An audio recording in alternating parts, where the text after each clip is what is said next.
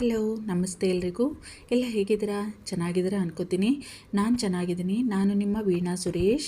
ಎಲ್ಲರಿಗೂ ನನ್ನ ಕಾರ್ಯಕ್ರಮವಾದ ಕಥಾಸರಣಿ ರಾಗಸುತೆ ಜೊತೆ ಕಾರ್ಯಕ್ರಮಕ್ಕೆ ಆತ್ಮೀಯ ಸ್ವಾಗತ. ಪ್ಲೀಸ್ ನೋಡ್ತಾ ಇರೋರು ಕೇಳ್ತಾ ಇರೋರು ಎಲ್ಲರೂ ತಪ್ಪದೆ ಸಬ್ಸ್ಕ್ರೈಬ್ ಮಾಡ್ಕೊಳ್ಳಿ ನನ್ನ ಚಾನಲ್ಗೆ. ಇದು ನನ್ನ 2ನೇ ಕಥೆ, ನನಗಾಗಿ ಬಂದ ಕಥೆಯ ಮುಂದುವರೆದ ಭಾಗ. ಬೆಳಗಿನಿಂದ ಆದ ಸುಸ್ತಿಗೂ ಮನಸ್ಸಿಗೆ ಆದ ಆಘಾತಕ್ಕೂ ತನ್ನ ಎದುರು ನಿಂತವನ ಎದೆಗೆ ಹೊರಗೆ ಬಿಟ್ಟಿತ್ತು ಹುಡುಗಿ. ಕಣ್ಣು ಮುಚ್ಚಿ ತನುವೆಲ್ಲ ಥರಗುಟ್ಟಿತ್ತು ಅವನಿಗೆ. ಮೊದಲೇ ಒದ್ದೆ ಬಟ್ಟೆಯಲ್ಲಿ ನಡುಗುತ್ತಿದ್ದವನಿಗೆ ಅವಳ ಸ್ಪರ್ಶ, ತನ್ನೆದೆಗೆ ಒರಗಿದವಳ ಬೆಚ್ಚನೆಯ ಅಪ್ಪುಗೆ ಎಲ್ಲವೂ ತನುವನ್ನು ಥರಥರನೆ ನಡುಗುವಂತೆ ಮಾಡಿಬಿಟ್ಟಿದ್ದವು. ಏನಾಯಿತು? ತಾನೇನು ಮಾಡಬೇಕು ಎಂಬುದೇ ತಿಳಿಯದ ಸ್ಥಿತಿಯಲ್ಲಿದ್ದ ವಿಧಾನ್. ಅವನಿಗೆ ಅರಿವಿಲ್ಲದೆಯೇ ಅವನ ಕೈಗಳು ಅವಳನ್ನು ಬಳಸಿದ್ದವು. ಅರಿಯದ ಪುಳಕ ಮೈಮನದಲ್ಲೆಲ್ಲ. ಅವಳನ್ನು ಇನ್ನೂ ಮತ್ತು ಬಿಗಿಯಾಗಿ ಅಪ್ಪಿ ತನ್ನದೆಯಲ್ಲಿ ಬಚ್ಚಿಟ್ಟುಕೊಂಡವನು ಅವಳ ತಲೆಗೆ ತನ್ನ ಗದ್ದವನ್ನು ಊರಿ ಕಣ್ಣು ಮುಚ್ಚಿದ್ದ ಮೈಮರೆತು. ಅದ್ಯಾಕೋ ಅವನ ಕಂಗಳ ತುಂಬ ನೀರಿತ್ತು. ಸ್ವಲ್ಪ ಸಮಯ ಮೈಮರೆತು ನಿಂತವನಿಗೆ ಅರಿವಾಗಿತ್ತು, ಹುಡುಗಿಯಲ್ಲಿ ಯಾವುದೇ ಚಲನೆ ಇಲ್ಲ ಎಂದು. ಗಾಬರಿಯಿಂದ ತನ್ನ ಹಿಡಿತ ಸಡಿಲಿಸಿದವನು ಅವಳ ತಲೆಯನ್ನು ಹಿಡಿದು ಮುಂದೆ ತಂದ. ಕಣ್ಣು ಮುಚ್ಚಿದ್ದಳು ಹುಡುಗಿ. ಇವನಿಗೆ ಏನಾಯಿತು? ಇವಳಿಗೆ ಈಗೇನು ಮಾಡುವುದು ಎಂದು ಒಂದೇ ಬಾರಿಗೆ ಅರ್ಥವಾಗಲಿಲ್ಲ. ನಶೆ ಇನ್ನೂ ಪೂರ್ತಿ ಇಳಿದಿರಲಿಲ್ಲವಲ್ಲ. ಅವಳ ತಲೆಯನ್ನು ಒಂದು ಕೈಯಲ್ಲಿ ಹಿಡಿದೇ ಇನ್ನೊಂದು ಕೈಯಿಂದ ಅವಳ ಕೆನ್ನೆ ತಟ್ಟಿದ್ದ ವಿಧಾನ್. ಶಾಖಾ, ಏ ಹುಡುಗಿ, ಓಪನ್ ಯುವರ್ ಐಸ್, ಕಣ್ಬಿಡು. ಅವಳನ್ನು ಅನಾಮತ್ತಾಗಿ ತನ್ನ ತೋಳಲ್ಲಿ ಎತ್ತಿಕೊಂಡವನು ಹೊರಗಡೆ ಬಂದು ಅಲ್ಲಿದ್ದ ದೀವಾನ್ ಕಾಟ್ನ ಮೇಲೆ ಮಲಗಿಸಿದ್ದ. ಒಳಗಡೆ ತಪ್ಪು ಹೆಜ್ಜೆ ಇಡುತ್ತಲೇ ಓಡಿ ಒಂದು ಲೋಟದಲ್ಲಿ ನೀರು ತಂದಿದ್ದ. ಅವಳ ತಲೆಯ ಹತ್ತಿರ ಕುಳಿತು ಅವಳ ತಲೆಯನ್ನು ತನ್ನ ತೊಡೆಯ ಮೇಲೆ ಇರಿಸಿಕೊಂಡ. ಕಣ್ಬಿಡು, ನೋಡು ಇಲ್ಲಿ ಶಾಖಾ, ನೋಡಮ್ಮ ಇಲ್ಲಿ, ಕಣ್ಬಿಡು. ಅವಳ ಮುಖಕ್ಕೆ ನೀರು ಚಿಮುಕಿಸುತ್ತಾ ಅವಳ ಕೆನ್ನೆಯನ್ನು ತಟ್ಟಿ ಅವಳನ್ನು ಎಚ್ಚರಿಸಲು ನೋಡುತ್ತಿದ್ದ ವಿಧಾನ್. ಬಹುಶಃ ಶಾಕ್ ಆಗಿರುತ್ತೆ ಹುಡುಗಿಗೆ. ಸುಸ್ತು ಕೂಡ ಇರಬಹುದೇನೋ. ಎಷ್ಟು ಸಮಯದಿಂದ ಅಪ್ಪಾಜಿಯ ಹತ್ತಿರವೇ ಕುಳಿತಿತ್ತೋ ಅವರ ಸೇವೆ ಮಾಡುತ್ತಾ ಹುಡುಗಿ. ಜೊತೆಗೆ ಮುದುಕಮ್ಮನ ಯೋಗಕ್ಷೇಮ, ಕೆಲಸ ಅಂತ ಸುಸ್ತೇ ಆಗಿರುತ್ತೆ ಹುಡುಗಿಗೆ ಎಂದುಕೊಳ್ಳುತ್ತಾ ಅವಳನ್ನು ಎಚ್ಚರಿಸುವ ತನ್ನ ಪ್ರಯತ್ನವನ್ನು ಜಾರಿಯಲ್ಲಿಟ್ಟಿದ್ದ. ಇವನ ಎಷ್ಟೋ ಹೊತ್ತಿನ ಪ್ರಯತ್ನ ಫಲ ಕೊಟ್ಟಿತ್ತು. ನಿಧಾನವಾಗಿ ಹುಡುಗಿಯಲ್ಲಿ ಚಲನೆ ಕಂಡುಬಂದಿತ್ತು. ಅವನ ತೊಡೆಯ ಮೇಲಿದ್ದ ಅವಳ ತಲೆಯನ್ನು ಅತ್ತಿತ್ತ ಹೊರಳಾಡಿಸುತ್ತಿತ್ತು ಹುಡುಗಿ. ಮುಖ ಹಿಂಡುತ್ತಾ ನಿಧಾನವಾಗಿ ಕಣ್ಣು ಬಿಟ್ಟಳು ವಿಶಾಖ. ಆತಂಕದಿಂದ ಮೇಲಿನಿಂದಲೇ ಬಗ್ಗಿ ಅವಳ ಕಡೆಗೆ ನೋಡುತ್ತಿದ್ದ ವಿಧಾನ್. ನೀರಿನ ಲೋಟವನ್ನು ಕೈಯಲ್ಲಿ ಹಿಡಿದೆ ತನ್ನ ತೀರಾ ಸಮೀಪದಲ್ಲಿದ್ದ ಅವನ ಮುಖವನ್ನು ನೋಡಿದವಳು ತಡಬಡಾಯಿಸಿ ಸರ್ರನೆ ಎದ್ದು ಕುಳಿತು ಬಿಟ್ಟಿದ್ದಳು ವಿಶಾಖ. ಅವನ ಕೈಯಿಂದ ನೀರಿನ ಲೋಟದಿಂದ ನೀರು ತುಳುಕಿ ನೀರಿನ ಅಭಿಷೇಕವಾಯಿತು ಇಬ್ಬರ ಮೇಲೂ. ಮುಖ, ತಲೆಯ ಮೇಲೆಲ್ಲ ಬಿದ್ದಿದ್ದ ನೀರನ್ನು ಒರೆಸಿಕೊಳ್ಳುತ್ತಾ ದಡಬಡನೆ ಕುಳಿತಲ್ಲಿಂದ ಎದ್ದು ಅವನ ಮುಖವನ್ನೇ ಭಯದಿಂದ ದಿಟ್ಟಿಸಿದಳು ಹುಡುಗಿ. ಬೈದು ಬಿಟ್ಟರೆ ಎನ್ನುವ ಭಯ ಅವಳಿಗೆ ಆ ಸ್ಥಿತಿಯಲ್ಲೂ. ತಪ್ಪಾತ್ರಿ ಸರ, ಅದು ನಾನು ಬೇಕು ಅಂತಂದು ಮಾಡಿದ್ದಲ್ರಿ ಸರ, ಗಾಬ್ರಿನಾಗ ಎದ್ಬಿಟ್ಟಿನಲ್ಲ, ಅದಕ್ಕೆ ಬಡಬಡಿಸಿದಳು ವಿಶಾಖ. ಮಾತೇ ಮರೆತಂತಾಗಿತ್ತು ಅವನಿಗೆ ಅವಳ ಈ ರೂಪ ನೋಡಿ. ಹೊರಗಿನ ಮಳೆ, ಮೈಮೇಲೆ ಚೆಲ್ಲಿದ ನೀರು, ಚಳಿಯಿಂದ ಸಣ್ಣಗೆ ನಡುಗುತ್ತಿತ್ತು ಅವಳ ಕೋಮಲತನು. ಅವಳು ತೊಟ್ಟಿದ್ದ ಬಟ್ಟೆಯ ಮೇಲೆಲ್ಲ ನೀರು ಚೆಲ್ಲಿ ಹಾಕಿದ್ದ ಸಲ್ವಾರ್ ಸೂಟ್ ಅವಳ ಅಂದದ ಮೈಗೆ ಅಂಟಿಕೊಂಡಿತ್ತು. ಕಣ್ಣು ಕೋರೈಸುವ ಅವಳ ದೇಹ ಸಿರಿಯ ಸೊಬಗು ಅವನ ಮೈಮನ ಬೆಚ್ಚಗಾಗಿಸಿತು. ಅಂತಹ ಚಳಿಯಲ್ಲೂ ಅವನ ಹಣೆಯ ಮೇಲೆ ಬೆವರಿನ ಹನಿಗಳು ಸಾಲುಗಟ್ಟಿದವು. ಥಟ್ಟನೆ ಅವಳ ಮೇಲಿಂದ ಬಲವಂತವಾಗಿ ತನ್ನ ದೃಷ್ಟಿ ಬದಲಿಸಿ ಅವಳಿಗೆ ಬೆನ್ನು ಹಾಕಿ ನಿಂತು ಬಿಸಿ ಉಸಿರು ಹೊರಹಾಕಿದ್ದ ವಿಧಾನ್. ನೀನು ಹೊರಡು ಇಲ್ಲಿಂದ, ಮೊದಲು ಹೊರಡು. ನಡುಗುವ ಧ್ವನಿಯನ್ನು ಸಂಭಾಳಿಸಲು ಹೆಣಗಾಡುವಂತಾಯಿತು ಅವನಿಗೆ. ಹಣೆಯ ಮೇಲಿನ ಬೆವರು ಒರೆಸಿಕೊಂಡ ವಿಧಾನ್. ಅದು ಸರ, ನಿಮ್ಮ ಬಟ್ಟಿ ಟವಲ್ ಅಲ್ಲದ ತರುವುದೇನ್ರಿ? ನಾನು ಭಯದಲ್ಲೇ ಉಸಿರಿದ್ದಳು ಹುಡುಗಿ. ಈ ಮನುಷ್ಯನ ಮನಸ್ಸು ಯಾವಾಗ ಹೆಂಗಿರ್ತದೋ, ಎಲ್ಲಾರ ಬೈದ್ಗಿದ್ರ ಅದೇ ಭಯ ಅವಳ ಮನಸ್ಸಿನಲ್ಲಿ ಕೂತು ಬಿಟ್ಟಿತ್ತು. ನೋನೋ, ನೀನೇನು ತರೋದು ಬೇಡ, ಮಾಡೋದು ಏನೂ ಬೇಡ. ಮೊದಲು ಇಲ್ಲಿಂದ ಹೊರಡು ಇಲ್ಲಿಂದ. ಮತ್ತದೇ ಮಾತನ್ನು ಪುನರುಚ್ಚರಿಸಿದ ವಿಧಾನ್. ನಿಮ್ಮ ಕೂದಲ ಮೈಯೆಲ್ಲ ಒದ್ದಿಯಾಗ್ಯದಲ್ಲ ಸರ, ಅದಕ್ಕೆ. ಏ ಹುಡುಗಿ, ಒಂದ್ಸಲ ಹೇಳಿದರೆ ಅರ್ಥ ಆಗಲ್ವಾ ನಿಂಗೆ? ಹೇಳಿದ್ದನ್ನೇ ಎಷ್ಟು ಸಲ ಹೇಳಿ ಸಾಯಬೇಕು? ಮೊದಲು ನಡಿ ಇಲ್ಲಿಂದ. ನೀನು ಇಲ್ಲಿ ಇರಬೇಡ, ಹೊರಡು. Get out from here stupid girl. ಗದರಿಯೇ ಬಿಟ್ಟಿದ್ದ ವಿಧಾನ್ ಈ ಬಾರಿ. ಅವನ ಗದರುವಿಕೆಗೆ ಬೆಚ್ಚಿ ಅಲ್ಲಿಂದ ಓಡಿಯೇ ಬಿಟ್ಟಿತ್ತು ಹುಡುಗಿ. ಆದರೆ ಎಲ್ಲೋಗ್ಲೋ ಯವ್ವ, ನಾನು ಅಪ್ಪ ಅವ್ರ ಜೊತೆನಾಗ ಇರೋದಾ, ಮ್ಯಾಲೆ ನನ್ನ ರೂಮಿಗೆ ಹೋಗುದಾ? ಮತ್ತು ಈ ಮನುಷ್ಯಾಗ ಕೇಳಿದ್ನಿ ಅಂದ್ರೆ ಹೊಡೆದ ಬಿಡ್ತಾರೇನೋ ನನಗೆ. ವಿಠಲ, ಏನಾದರೂ ಆಗಲಿ, ಇಲ್ಲ ಅಪ್ಪ ಅವ್ರ ರೂಮಿನಾಗ ಮಲ್ಕೋತೀನಿ, ಅದು ನನ್ನ ಕರ್ತವ್ಯ ಅದ ಎಂದುಕೊಂಡವಳು ಅತ್ತ ನಡೆದಿದ್ದಳು ವಿಶಾಖ. ಅವಳ ಗದರಿ ಅತ್ತ ಕಳಿಸಿದವನಿಗೆ ತನ್ನ ನಡತೆಯ ಬಗ್ಗೆ ನಾಚಿಕೆಯಾಯಿತು. ಪಾಪದ ಹುಡುಗಿ, ನಮಗಾಗಿ ನಮ್ಮ ಮನೆಗಾಗಿ ಇಷ್ಟೆಲ್ಲ ಮಾಡಿದೆ, ನಾನು ಗದರಿ ಬಿಟ್ಟೆನಲ್ಲ ಎನಿಸಿತ್ತು. ಒಂದು ಸಲ ಹೇಳಿದರೆ ಕೇಳಲ್ಲ ಅನಿಸುತ್ತೆ ಹುಡುಗಿ. ನನ್ನ ಕಣ್ಮುಂದಿನಿಂದ ಮೊದಲು ಅವಳನ್ನು ದೂರ ಕಳಿಸಬೇಕಿತ್ತು. ನಾನು ಗದರಿದ್ದು ತಪ್ಪೆ, ಆದರೆ ನಾನೇನು ಮಾಡಲಿ, ನಾನು ಅಸಹಾಯಕ. ಅವಳು ನನ್ನ ಮುಂದಿದ್ದರೆ ನನಗೆ ಏನೋ ಆಗಿಬಿಡುತ್ತೆ. ಅದರಲ್ಲೂ ಈಗ ತಲೆಯನ್ನು ಗಟ್ಟಿಯಾಗಿ ಹಿಡಿದು ಅಲ್ಲಿಯೇ ಕುಸಿದು ಕುಳಿತು ಬಿಟ್ಟಿದ್ದ ವಿಧಾನ್, ಅವಳ ಮೋಹಕ ರೂಪ ಕಣ್ಮುಂದೆ ಸುಳಿದು ವಿಚಲಿತನಾದ ವಿಧಾನ್. ತತ್ತೆರಿಗೆ ನನ್ನ ತಲೆ ಕೆಡಿಸಲೆಂದೇ ಇಲ್ಲಿ ಬಂದಂತಿದೆ ಈ ಹುಡುಗಿ. ಹುಚ್ಚೇ ಹಿಡಿದು ಬಿಡುವುದೇನೋ ನನಗೆ ಇವಳ ದೆಸೆಯಿಂದ. ಜೇಬಿನಲ್ಲಿದ್ದ ಫೋನ್ ವೈಬ್ರೇಟ್ ಆಗಿ ಬೆಚ್ಚಿದ ಅವಳ ಯೋಚನೆಯಲ್ಲಿ ತಲೆ ಕೆಡಿಸಿಕೊಂಡಿದ್ದವನು ಮೊದಲೇ ಅವನ ತಲೆ ವಿಪರೀತ ಸಿಡಿಯುತ್ತಿತ್ತು. ತತ್ತರಿಕೆ, ಯಾರಿದು ಈ ಟೈಮಲ್ಲಿ? ದೆವ್ವದ ಜಾತಿಗೆ ಸೇರಿದವರೇ ಇರಬೇಕು.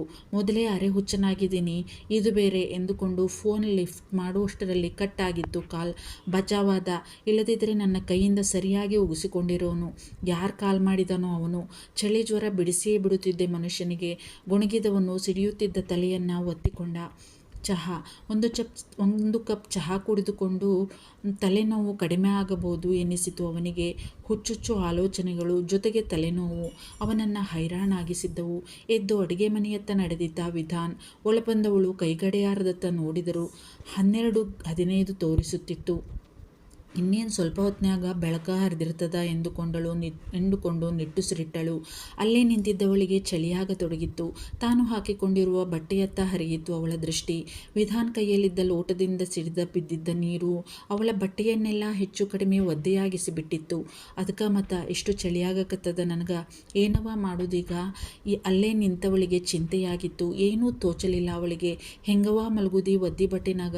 ಸುತ್ತಲೂ ನೋಡಿದವಳಿಗೆ ಅದ್ಯಾವಾಗಲೂ ಅವಳ ಮೈಯಿಂದ ಜಾರಿ ಬಿದ್ದಿದ್ದ ವೇಲ್ ಕಣ್ಣಿಗೆ ಬಿದ್ದಿದ್ದ ವೇಲನ್ನು ಎತ್ತಿಕೊಂಡವಳು ಸೋಫಾದ ಮೇಲೆ ಮುದುರಿ ಮಲಗಿ ಅದೇ ವೇಲ್ ಮೈಗೆ ಹೊದ್ದಳು. ಸ್ವಲ್ಪ ನಿದ್ದೆ ಹತ್ತಿತ್ತು ಅವಳಿಗೆ. ಒಳಗಿನಿಂದ ದಡಾರನೆ ಏನೋ ಬಿದ್ದ ಶಬ್ದವಾಗಿತ್ತು. ಆ ಶಬ್ದಕ್ಕೆ ಬೆಚ್ಚಿ ಎದ್ದವಳು ಸುತ್ತಲೂ ಒಮ್ಮೆ ನೋಡಿ ಶಬ್ದ ಬಂದತ್ತ ಓಡಿದ್ದಳು. ಒಂದೇ ಉಸಿರಿಗೆ ಅಡುಗೆ ಮನೆಯ ಒಳಗೆ ಬಂದು ನಿಂತಿತ್ತು ಹುಡುಗಿ. ಅಲ್ಲಿನ ಸ್ಥಿತಿ ನೋಡಿ ಮೊದಲೇ ನಿದ್ದೆಯ ಮಂಪರಿನಲ್ಲಿ ಇದ್ದವಳಿಗೆ ತಲೆ ಗಿರ್ರಂದಿತ್ತು. ಅಡುಗೆ ಮನೆಯ ತುಂಬೆಲ್ಲ ಚಹಾದ ಪುಡಿ ಹಾಕಿದ್ದ ನೀರು ಚೆಲ್ಲಿ ರಾಡಿಯಾಗಿ ಬಿಟ್ಟಿತ್ತು. ಕಾಲು ಹಾಕಲು ಜಾಗವಿರಲಿಲ್ಲ. ಯವ್ವ, ಇದೇನವ ಹಿಂಗಾಗದ ಅಡುಗೆ ಮನೆ? ಏನಾತು, ಹೆಂಗಾತು? ತಲೆ ಓಡಲಿಲ್ಲ ಅವಳಿಗೆ. ಈಗ ಅವಳ ದೃಷ್ಟಿ ವಿಧಾನ್ ಕಡೆ ಹರಿಯಿತು. ವಿಠಲ, ಇದೇನೀ ಮನುಷ್ಯ ಇಲ್ಲದಾರ? ಈಗೇನು ಮಾಡ್ಕೊಂಡ್ರು ಯವ್ವ? ಅವನ ಕಡೆ ನಿಧಾನಕ್ಕೆ ನೀರಿನ ಮೇಲೆಯೇ ಹೆಜ್ಜೆ ಇಟ್ಟು ನಡೆದಳು. ಉಫ್ ಉಫ್ ಎಂದು ತನ್ನ ಕೈ ಸುಟ್ಟಿದ್ದ ಜಾಗಕ್ಕೆ ಗಾಳಿ ಬೀಸುತ್ತಿದ್ದ ವಿಧಾನ್.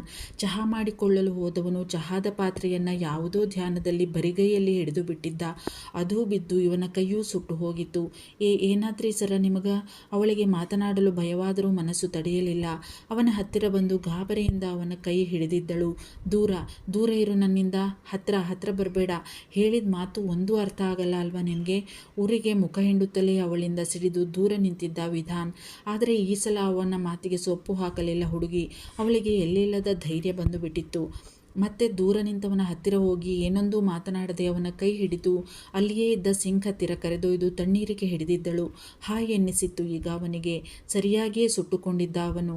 ತನ್ನ ಕೈ ಹಿಡಿದಿದ್ದ ಅವಳನ್ನೇ ನೋಡುತ್ತಿದ್ದ ವಿಧಾನ್. ಅವನಿಗೆ ಯಾಕೋ ಅವನ ಅಮ್ಮನ ನೆನಪಾಗಿತ್ತು.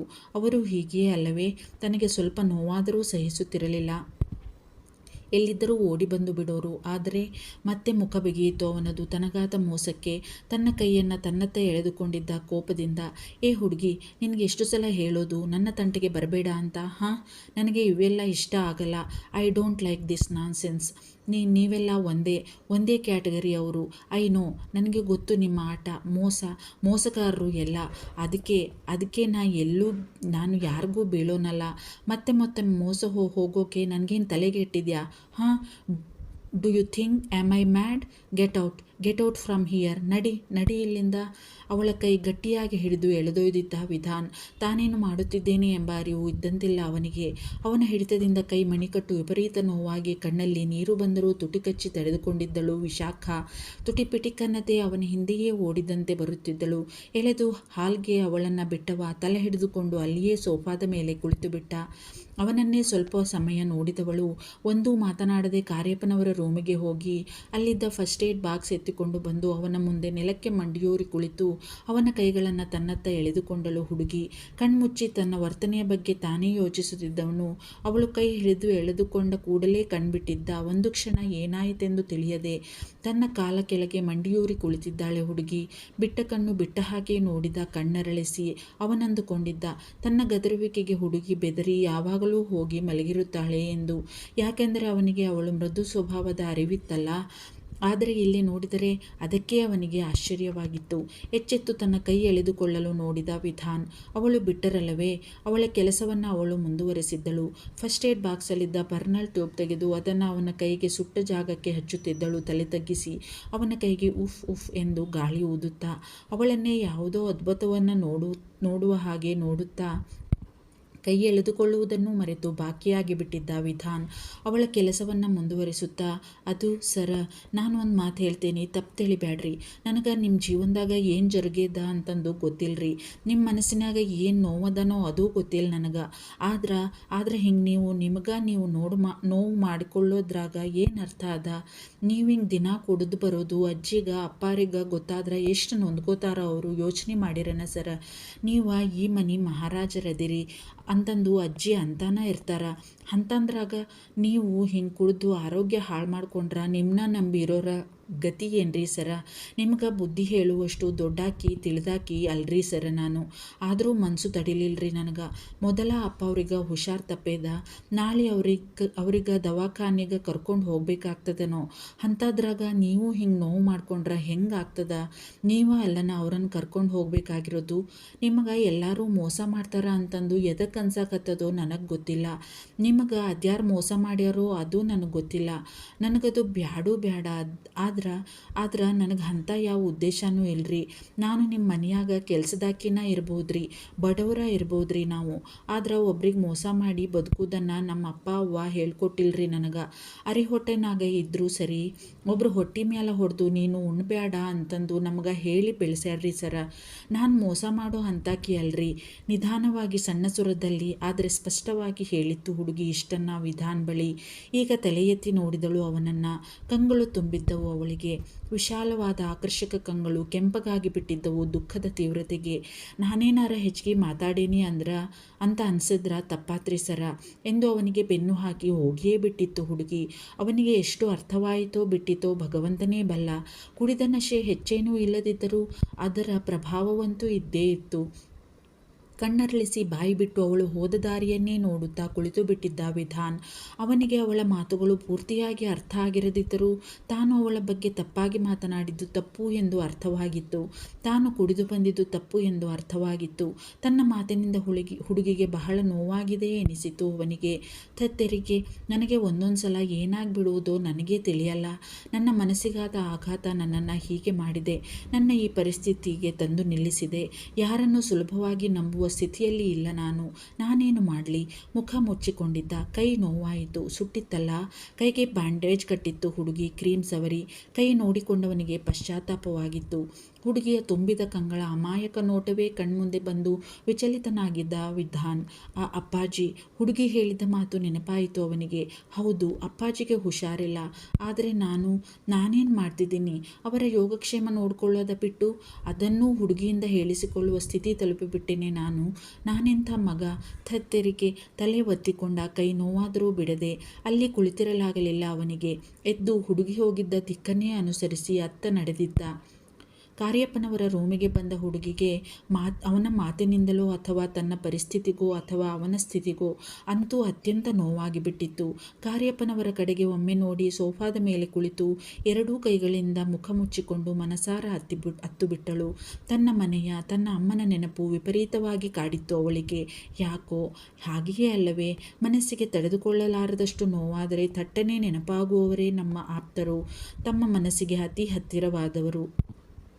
ತನ್ನನ್ನು ತಾನೇ ಪ್ರಶ್ನಿಸಿಕೊಂಡಿತ್ತು ಹುಡುಗಿ. ಹೌದು, ನನಗೆ ಎದಕ್ಕೆ ಅವ್ರು ಏನಾರ ಅಂದ್ರೆ ಬೇಸರ ಆಗಬೇಕು, ಅವರು ಮಳೆಯಾಗನೆಂದು ಏನಾರ ಹೆಚ್ಚು ಕಡಿಮೆ ಆದ್ರ ಅಂತಂದು ನನಗೆ ಎದಕ್ಕೆ ಕಾಳಜಿ ಬರಬೇಕು ಅವರ ಮ್ಯಾಲ. ಅವರು ಏನಾರ ಅನ್ವಲ್ರಿ ಅಕ್ಕ, ನನಗೆ ಎದಕ್ಕೆ ಫರಕ್ ಬೀಳಬೇಕು. ಅವರು ಈ ಮನೆ ಯಜಮಾನ ಅದಾರ, ನಾನು ಈ ಮನೆ ಕೆಲಸದಾಕಿ ಅದೀನಿ, ನನಗೆ ಅನ್ನೋ ಹಕ್ಕೈತಲ್ಲ ಅವ್ರಿಗೆ. ಹಂಗೆ ನನಗೆ ಯಾವ ಹಕ್ಕೈತಿ ಅವ್ರಿಗೆ ಏನಾರ ಅನ್ನಕ್ಕೆ. ಮತ್ತೆ ಕಂಗಳು ತುಂಬಿ ಕಣ್ಣೀರು ಕೆನ್ನೆ ತೋಯಿಸಿತು ಅವಳಿಗೆ. ಅಂತಹ ಯೋಚನೆಯೇ ಅವಳಿಗೆ ನೋವು ತರುತ್ತಿತ್ತು, ಅಸಹನೀಯ ಎನ್ನಿಸುತ್ತಿತ್ತು. ಎದಕ್ಕಿರಬಾರ್ದು ಅವರ ಯೋಚನೆ ನನಗೆ. ನಾನು ಈ ಮನೆ ಕೆಲಸದಾಕಿನ ಇರ್ಬೋದು, ನಾನು ಈ ಮನೆಯಾಗ ಇರಮಟ ನನ್ನ ಮನೆನೇ ಅದ. ಈ ಮನೆ ನಂದ ಅಂದಮ್ಯಾಲ ಮನೆ ಮಂದಿನೂ ನನ್ನವರ ಅಲ್ಲೇನ ಮತ್ತು. ಹಂಗಂದ್ಮ್ಯಾಲ ನಾನು ಅವರ ಕಾಳಜಿ ಮಾಡೋದ್ರಾಗ ಏನೈತಿ ತಪ್ಪು. ನಮ್ಮ ಮನೆ ಮಂದಿ ಚಂದಂಗ ಇರಲಿ ಅಂದ್ಕೊಳ್ಳೋದ್ರಾಗ ಏನಾರ ತಪ್ಪೈತನ. ಅವಳಿಗೆ ಅವಳೇ ಸಮಾಧಾನ ಮಾಡಿಕೊಂಡಳು. ಏನು ತಪ್ಪದ ಇದ್ರಾಗ, ನನಗೆ ನಾನು ಇರೋ ಮನೆ ಮಂದಿ ಚಂದಂಗ ಇರಲಿ ಅಂತ ಇದ್ರೆ ಏನೂ ತಪ್ಪಿಲ್ಲಲ್ಲ. ಅದಕ್ಕೆ ಅವ್ರ ಯೋಚನೆ ಆಗಿ ಚಿಂತೆ ಆಗಿದ್ದು ನನಗೆ. ಇನ್ನೇನಿರ್ತದ ಮತ್ತು ಎಂದುಕೊಂಡವಳಿಗೆ ಅವನ ಸನಿಹ, ತನ್ನ ಮುಖದ ಸಮೀಪದಲ್ಲಿದ್ದ ಅವನ ಮುಖ, ಅವನ ಕಣ್ಣುಗಳಲ್ಲಿ ಇದ್ದ ಆರ್ದ್ರತೆ, ತನ್ನ ಕಿವಿಯ ಸಮೀಪದಲ್ಲಿ ಕೇಳಿಸಿದ್ದ ಅವನ ಪಿಸು ಮಾತು, ಅದರಲ್ಲಿ ಅಡಗಿದ್ದ ಮೋಹಕತೆ, ಶಾಖ ಎಂದು ಕರೆಯುವ ಅವನ ಆಕರೆಯಲ್ಲಿದ್ದ ಆಪ್ತತೆ ಎಲ್ಲವೂ ಒಮ್ಮೆಲೇ ಅವಳ ಮನಕ್ಕೆ ದಾಳಿಯಿಟ್ಟು ಹೈರಾಣಾಗಿಸಿದ್ದವು ಹುಡುಗಿಯನ್ನು. ಅವನ ಬಿಸಿಯುಸಿರು ಕೆನ್ನೆಯನ್ನು ಸೋಕಿದಂತಾಗಿ ಬೆಚ್ಚಿದ್ದಳು ವಿಶಾಖ. ವಿಠಲ, ಇದೇನು ಯೋಚನೆ ಮಾಡಾಕತ್ತೀನಿ ನಾನು, ಏನಾಗಕತ್ತದ ನನಗೆ? ಯವ್ವ, ಇಲ್ಲ ಅಂಥದ್ದೇನಿಲ್ಲ. ಬ್ಯಾಡ್ದಿರೋ ಯೋಚನೆ ಮಾಡಿದ್ರೆ ಹಿಂಗೆ ಕೆಲ್ಸಕ್ಕೆ ಬಾರ್ದಿರೋ ಚಿಂತೆ ಕೊರಿಯಾಕತ್ತಾವ. ತಲೆ ಒತ್ತಿಕೊಂಡು ಕಣ್ಮುಚ್ಚಿದಳು ಹುಡುಗಿ. ವಿಪರೀತವಾಗಿ ಅತ್ತು ಬಳಲಿದ್ದ ಹುಡುಗಿಯನ್ನು ಅದ್ಯಾವಾಗಲೋ ನಿದ್ರಾದೇವಿ ತನ್ನ ಮಡಿಲಿಗೆ ಎಳೆದುಕೊಂಡಿದ್ದಳು. ಅದೇ ಸೋಫಾದ ಮೇಲೆ ಮುದುರಿ ಮಲಗಿತ್ತು ಹುಡುಗಿ. ಪ್ಲೀಸ್ ನೋಡ್ತಾ ಇರೋರು ಕೇಳ್ತಾ ಇರೋರು ಎಲ್ಲರೂ ತಪ್ಪದೆ ಸಬ್ಸ್ಕ್ರೈಬ್ ಮಾಡ್ಕೊಳ್ಳಿ. ಹಾಗೆ ಮುಂದಿನ ಭಾಗನ ಕೇಳದೆ ನೋಡದೆ ಇರಬೇಡಿ, ತುಂಬ ಇಂಟ್ರೆಸ್ಟಿಂಗ್ ಆಗಿರುತ್ತೆ.